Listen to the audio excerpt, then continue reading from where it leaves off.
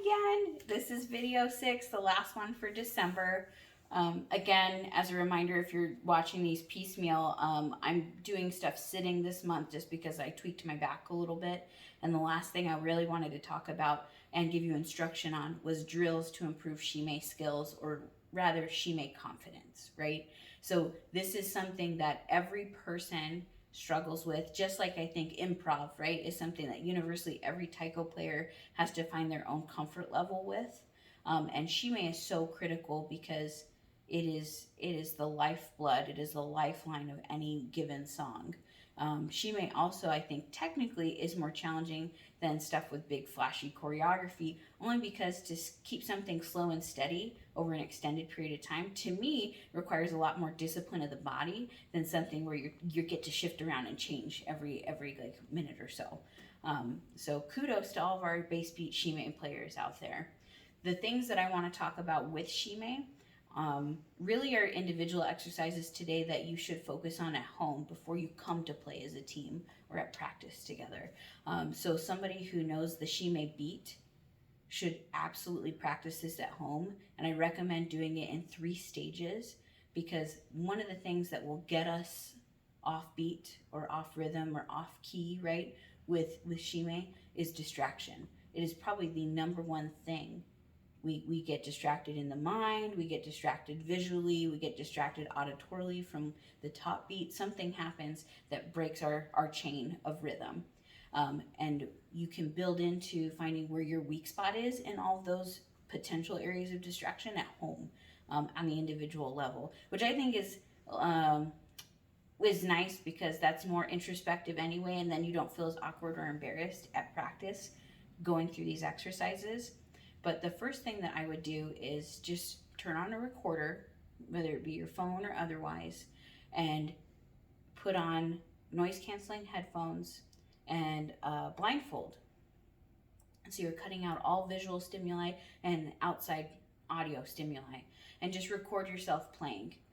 And then go back and look at that video just for like maybe 30 seconds to a minute of keeping the bass beat, and find out if taking away those distractions actually allowed you to keep the beat. If that's where your weak area is, then there are exercises that we can build out together, that we will share next month, because we'll focus on Shime at least in one of these 5-minute sections every month, because I think it's very important for all players to have a good foundation in Shime playing, right? So once we recognize what the distraction is, then we can talk about the future exercises that can go into Shime playing.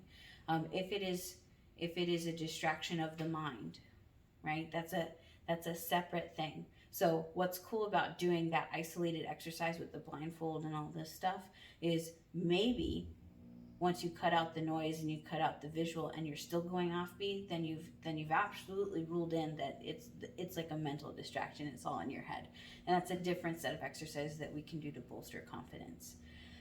So I recommend doing that at least this next month or so until we get the next set of exercises put together for Shime. The other thing though that you can do individually, and I do it often on my steering wheel in the car, but listen to a song that's like your favorite jam or something that you know absolutely, and you know potentially what the bass beat of it is, and just play along with it.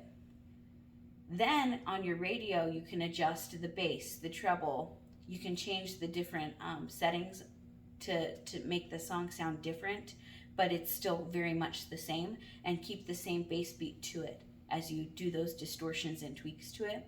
And that actually helps you on the fly play better in a live performance, because we all know the song, but something's going to happen one day. Somebody's going to have an extra Red Bull and tweak the tempo on everybody, or something happens, and you have to be adaptive to what you know in real time. And that's a great exercise on the individual level.